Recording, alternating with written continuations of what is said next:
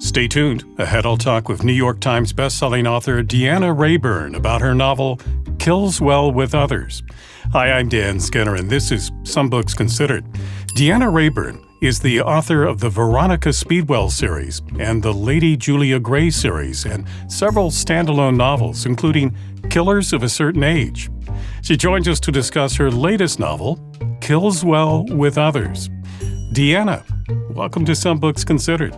Thanks so much for having me. This is a follow-up to the Killers of a Certain Age novel. And for those who aren't familiar with that novel and the characters you introduced in that novel, tell us a little bit about these four ladies and sort of set the stage for the second novel. Well, they are four 60-year-old female assassins who are about to retire. And in the first book, they have to band together to take out the organization that is targeting them. And in book 2, we get to do it all over again. And these four ladies, tell us a little bit about them. Well, they were recruited when they were each about 20 years old. And they've worked for 40 years for this kind of intra-national, non-governmental agency that targets people for assassination. Basically, they go around the world killing folks who need killing. And they were the first all-female squad that this organization used. And they're a found sisterhood. They push each other's buttons like nobody else can. They don't always work together, but they are the most consistent thing in each other's lives. So they literally know where the bodies are buried. Was there an inspiration for these characters initially? Not specifically, no. They are kind of just beautiful little creations that I put together out of nowhere. I know some authors base characters on people that they know, or they're inspired by people they know, or people from history. I really try very hard not to do that.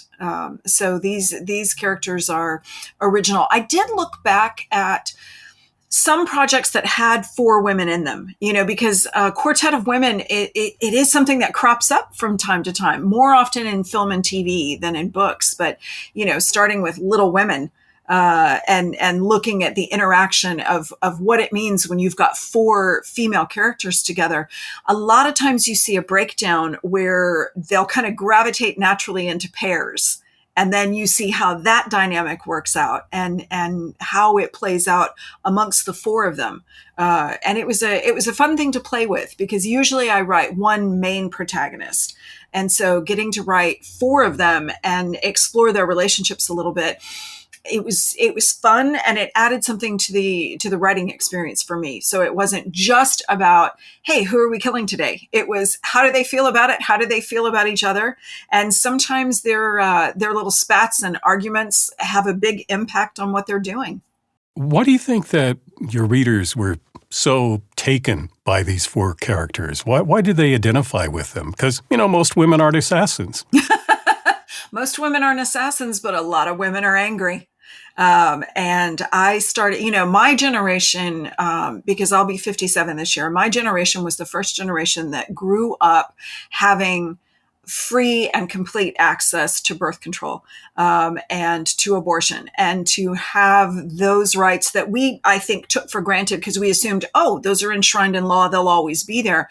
To have those rights threatened, to have them coming under assault, a lot of women are angry. And I think having four women who very much do not just sit still for what's happening in the world, but who go out and, take care of business, I think that really tapped into the zeitgeist for a lot of people. They liked to see characters, because a lot of times when you get older, you're sidelined.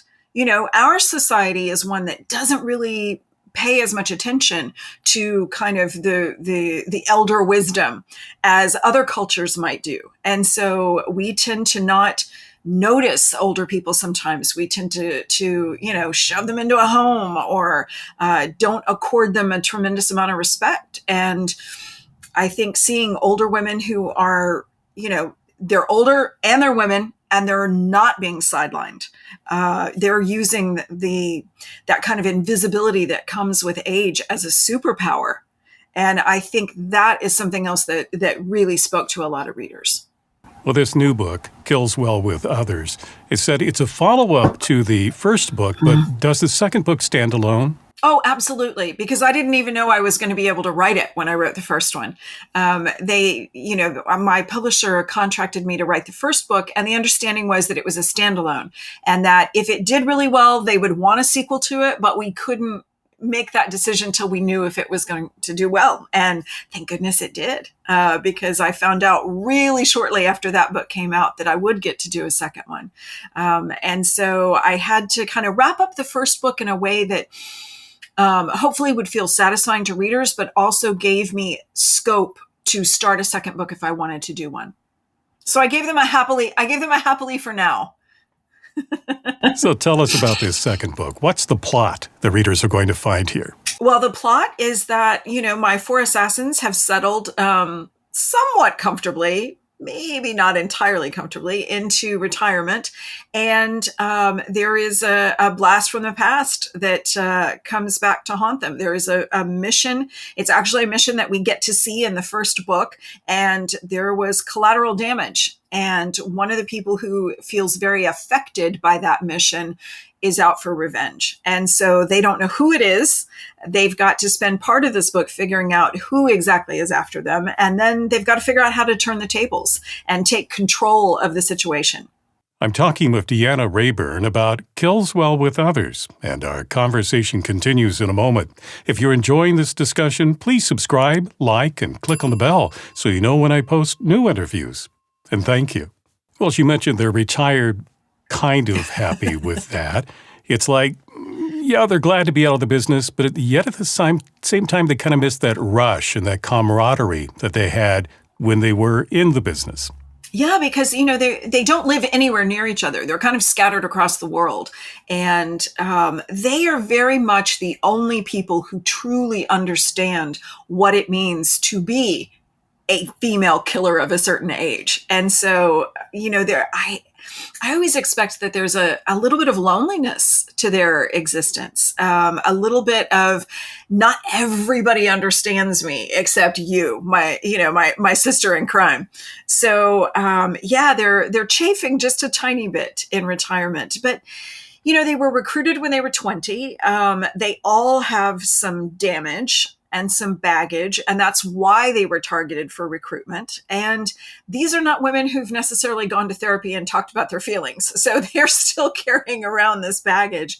And, add to that 40 years of trauma and assassinations and, kind of harrowing experiences. I don't think that they're necessarily any better off than they were when they were 20. So they're not the kind who are just going to be able to hang up the holster and be finished forever, and take up a little macrame and some deep sea diving for hobbies. They're going to, I think, always be itching just a little bit for that adrenaline rush of what it means to go out there. And there's, for all four of them, there is this also very idealistic element because they're killing people who were targeted specifically because they are so bad that killing them literally makes the world a better place.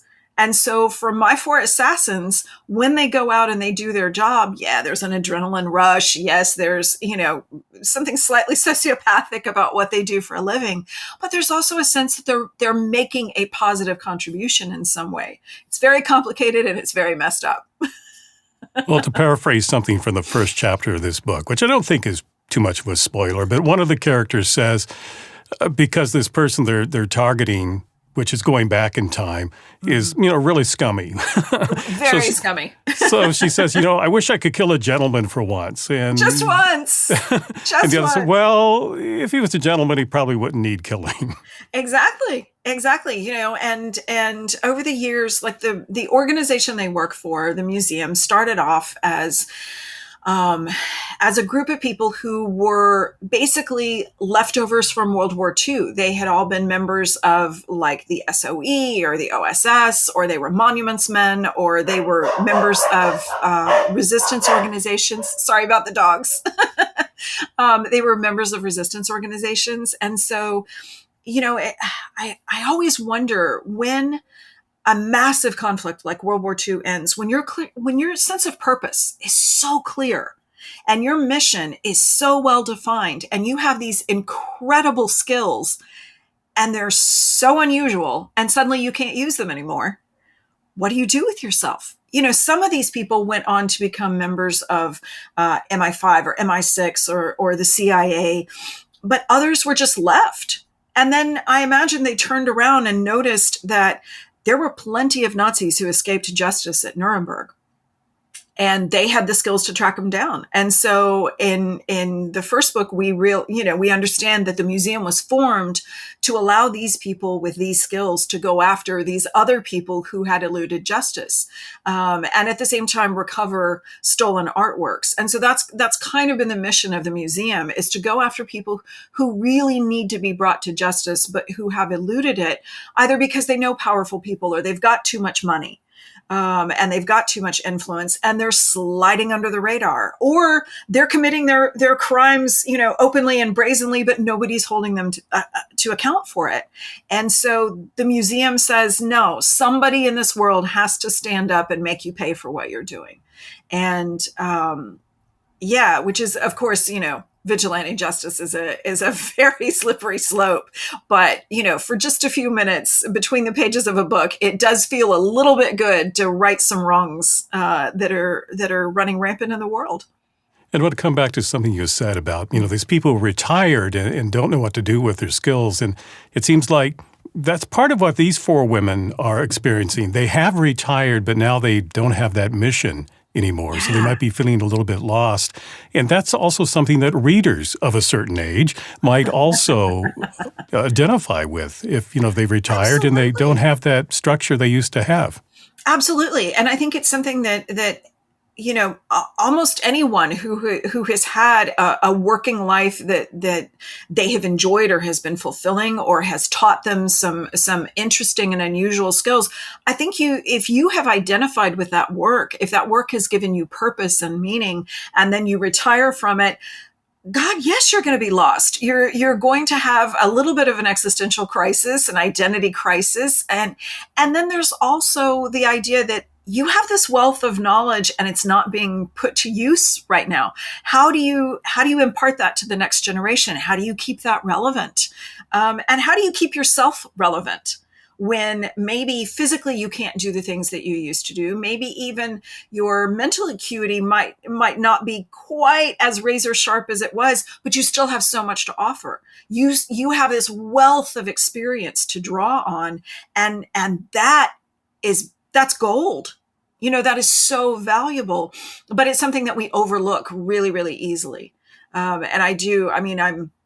Like I said, I'm looking down a very short road at 60. And so I know a lot of folks who are retired or thinking about retirement. And really that's at the forefront is, who am I without that work? What do I do without that work? And those are questions everybody deals with, whether you're a school teacher or you're leaving the military or, you used to be a firefighter or you used to kill people for a living. Well, this book is dealing with some heavy topics. Obviously, you've got assassins, their life and death situation. But if they're not familiar with the first book, they should know that this also contains a lot of humor.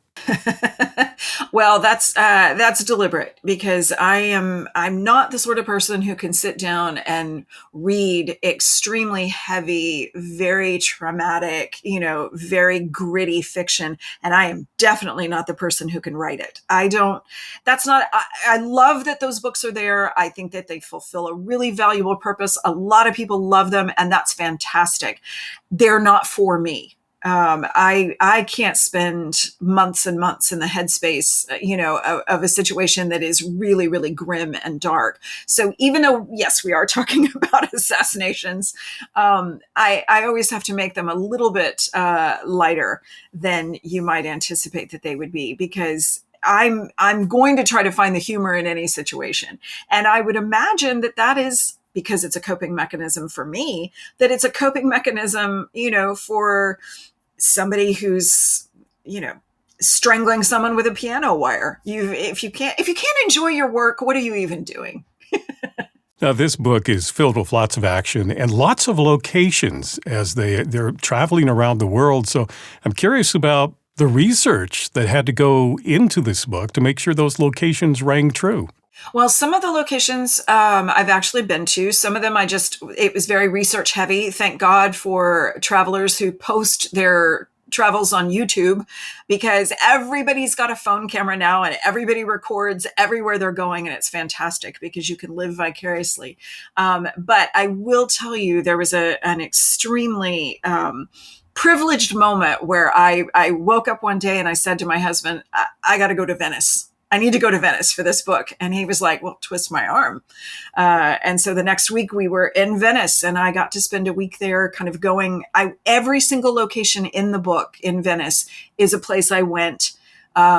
Everything that they did is something that I did, with the exception of the action sequence. I wasn't jumping off buildings in Venice. But I did stand on a couple of those buildings and go, okay, if I were going to jump off, how would I do this? And getting to work that out as I stood there in those exact locations was just, it was an absolute joy. There's a question I like to ask authors of fiction, and it's this. If you could spend a day in real life with one of the characters from this novel, who would it be and why? I would probably want to spend the day with Taverner. He is a supporting character who loves to cook. He's got a sourdough starter, which goes around the world with him. And I feel like I would be very, very well fed if I spent the day with Taverner. It's interesting when I ask that question is often it's not the main character because the author thinks, I've spent time with that character, or in your case, characters. So you're interested in this other character and wanting to learn more about them. Yeah, I can see where that would be the universal go-to for an author because, our main characters, we know them so well. They are a default, and we've mapped out so much of their interior lives that, having the opportunity to get to know a secondary character a little bit better, that's just a treat. Well, congratulations on having this book out there. What's next for you? What's next is I am just about finished writing the 10th book in my Veronica Speedwell Victorian Mystery Series, and then I get to start a secret project. All right. Well, we'll see what that is in the future. This current one is Kills Well with Others by Deanna Raybourn. Deanna, thank you very much for talking with me today. My pleasure. Thank you so much, Dan. If you'd like to purchase Kills Well with Others, I've placed a link for you in the description below. If you enjoyed this conversation, please subscribe, like, and click on the bell so you know when I post new interviews. Meanwhile, here are 2 more books you might find interesting. I'm Dan Skinner. Thank you for watching this edition of Some Books Considered.